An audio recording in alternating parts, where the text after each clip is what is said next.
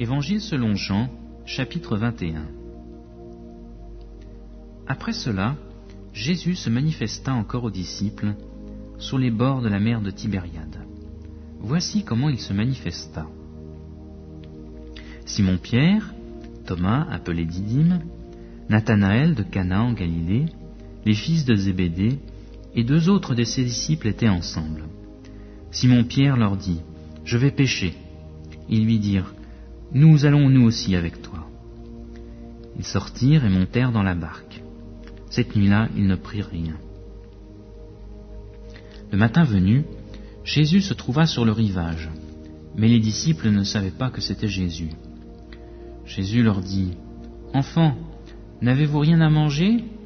Ils lui répondirent : « Non. » Il leur dit : « Jetez le filet du côté droit de la barque, et vous trouverez. » Ils le jetèrent donc, et ils n'étaient plus capables de le retirer, à cause de la grande quantité de poissons. Alors le disciple que Jésus aimait dit à Pierre : « C'est le Seigneur !» Dès que Simon-Pierre eut entendu que c'était le Seigneur, il mit son vêtement, car il était nu, et se jeta dans la mer. Les autres disciples vinrent avec la barque, entraînant le filet plein de poissons, car ils étaient éloignés de terre que d'environ 200 coudées. Lorsqu'ils furent descendus à terre, ils virent là un brasier, du poisson posé dessus et du pain.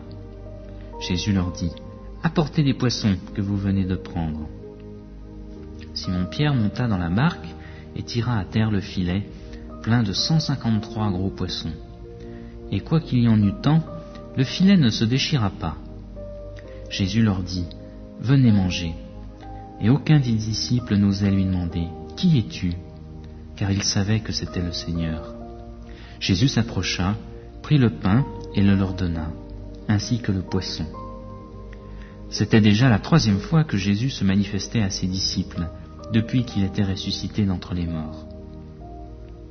Après qu'ils eurent mangé, Jésus dit à Simon-Pierre : « Simon, fils de Jonas, m'aimes-tu plus que ne le font ceux-ci » Il lui répondit : « Oui, Seigneur, tu sais que je t'aime. » Jésus lui dit : « Prends soin de mes agneaux. » Il lui dit une seconde fois : « Simon, fils de Jonas, m'aimes-tu » Pierre lui répondit : « Oui, Seigneur, tu sais que je t'aime. » Jésus lui dit : « Sois le berger de mes brebis. »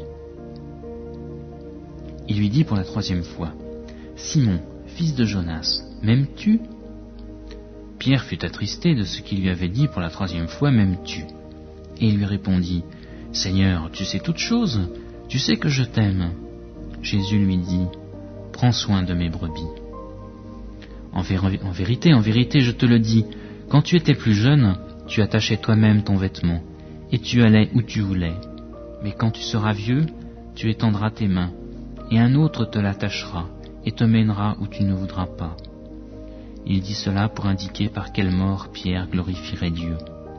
Après avoir ainsi parlé, il lui dit : « Suis-moi. » Pierre se retourna et vit venir à leur suite le disciple que Jésus aimait, celui qui pendant le souper s'était penché sur la poitrine de Jésus et avait dit : « Seigneur, qui est celui qui te livre » En le voyant, Pierre dit à Jésus : « Et celui-ci, Seigneur, que lui arrivera-t-il » Jésus lui dit : « Si tu veux qu'il demeure jusqu'à ce que je vienne, que t'importe ?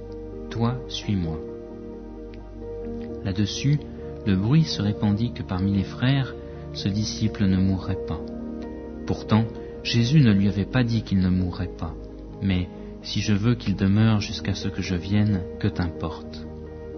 C'est ce disciple qui rend témoignage de ces choses et qui les a écrites, et nous savons que son témoignage est vrai.